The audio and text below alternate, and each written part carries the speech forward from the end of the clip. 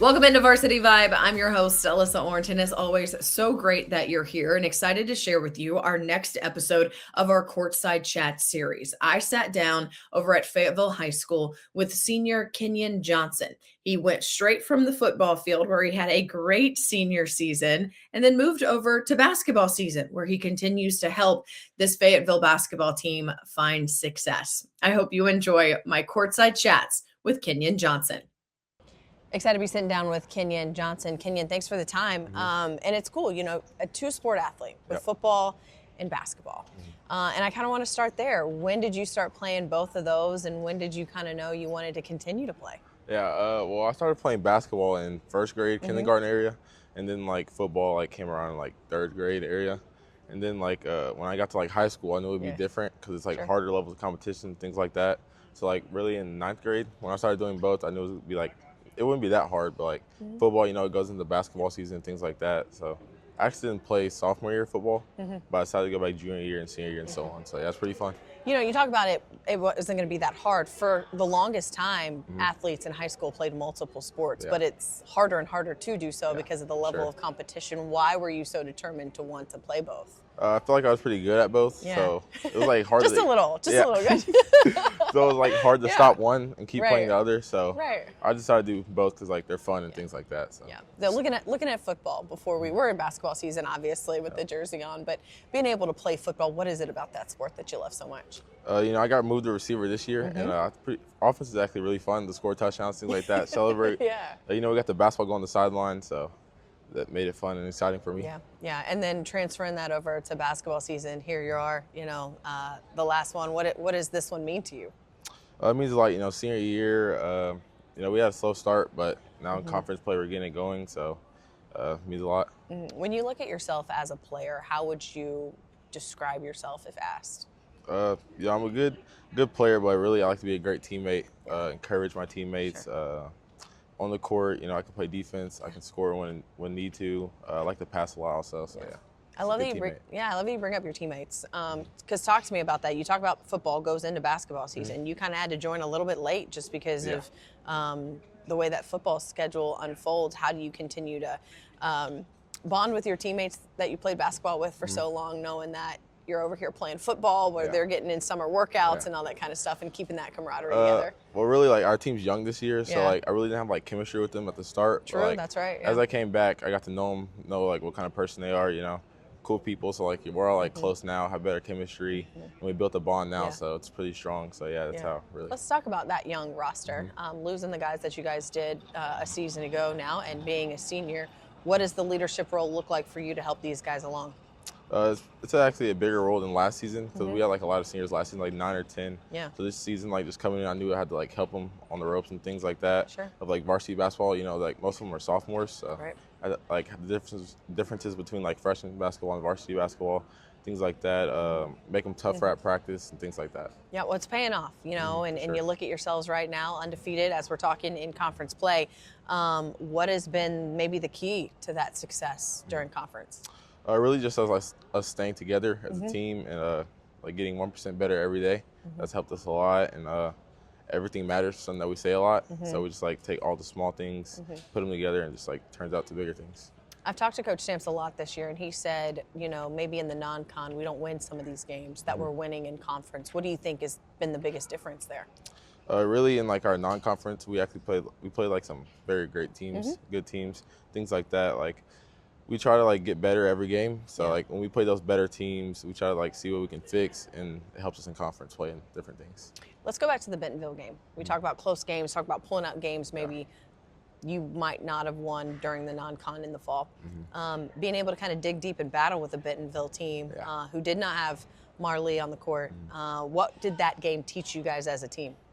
Really to just we paid attention to scout. We scouted him. He didn't play, so really to just focus on the things that we could do during the game. We found ways to break the zone up sometimes. In the fourth quarter, we really got it going. Figured out a scheme to help us win the game. So yeah. What's the ceiling for this team as you guys look ahead for what's left? I feel a state championship. You think so? Okay. Yeah. We try not to look ahead too much, but But you have to have goals. Opponent, but have goals of the state championship, of course. But really we like to look forward on like the next team going forward. We don't like to look too far, but yeah, hopefully state championship. How special is this year for you because it is your last? Very special. Special group, special team, great coaches, great guys. Yeah, very special. You've been around the program for a long time now. What is it that you kind of want to leave behind and leave as your stamp on this place? Really just like toughness, resilience, like through all the years, like how the team's being built. Like I feel like last year we really like built like what to be like a purple dog, really like mentality. I just want to keep that going. Yeah. What does that mean? A purple dog mentality? Like toughness, having a lot of grit, things like that. Fighting through like hard times, like like what you said, like when we're down and things like that. How to like pick it back up. Being a good person, really. So yeah, things like that. I'm curious, Rogers has Rogers and Heritage and Bentonville and West and Springdale and Harbor. Yeah. Is it different in Fayetteville? Because you guys are just one big, tight unit. It is one school that represents one city. Yeah. Yeah, it's not, well, we don't really have a rival. Sometimes we'll say like Bentonville or something like that. Sure. But yeah, other than that, yeah, we're all like really together as like group and people, it's community. So yeah. Yeah. How fun is that to represent the Fayetteville across your chest? It's pretty fun, pretty good to be a purple dog. Feels good. Yeah. All right. Well, thanks for the time. I appreciate it, and good luck the rest of the year. Yep, anytime. Thank you. A special thank you to Kinyun for the time. And if you've missed any of our previous courtside chats with Easton McCullough at Farmington or Aiden Chronister at the new school, Bryant head coach Mike Abrahamson, and even Harbor girls head coach Kimberly Jenkins, such great conversations that I've had over the past couple of weeks that if you've missed, I encourage you to go back and listen to them. Or if you want to listen to them again, I encourage that too, that you can find them wherever you get your podcasts, of course, or our YouTube channel. So a special thank you to everyone who has already sat down with me for these courtside chats, and excited to continue that as basketball continues to roll in very soon to the postseason.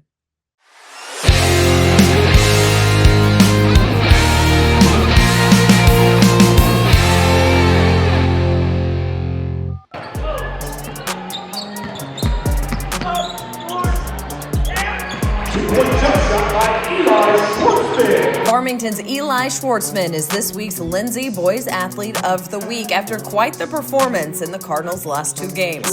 The point guard had 14 points and 21 assists in their win over Alma and followed it up with another double-double, 29 points and 12 assists in their win against Greenwood. Good game. We came out, had to play good. I mean, we've been on a roll, so we thought, we can't let up off the gas and just continue the momentum into the state tournament as we finish off in the conference. In the game against the Bulldogs, Schwartzman had 8 3-pointers in the second quarter alone, putting him in the state record books. Those 8 threes ranks most all time in a single quarter. Congratulations to Eli Schwartzman, our Lindsay Boys Athlete of the Week, #1 in apartments, golf, and real estate.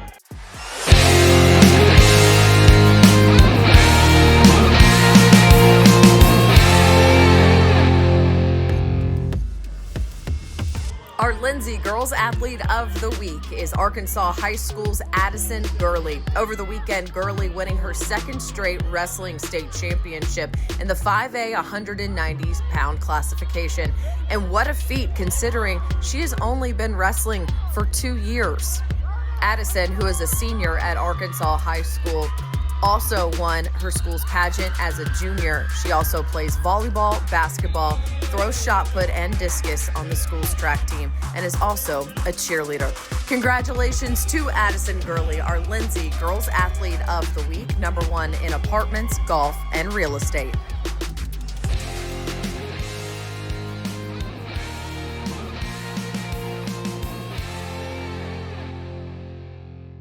That is going to do it for Varsity Vibe today. Thank you so much for joining us. And as always, if you're not, go follow us on social media. You're going to find highlights and interviews and behind the scenes stuff, everything you want to know with what's going on in high school athletics around the state of Arkansas. That is Instagram, X, TikTok, and Facebook, as well as subscribe to our newsletter at varsityvibearkansas.com. That comes to your inbox twice a week. And make sure to subscribe to our podcast and our YouTube channel. Again, thank you so much for listening, and I'll see you next time.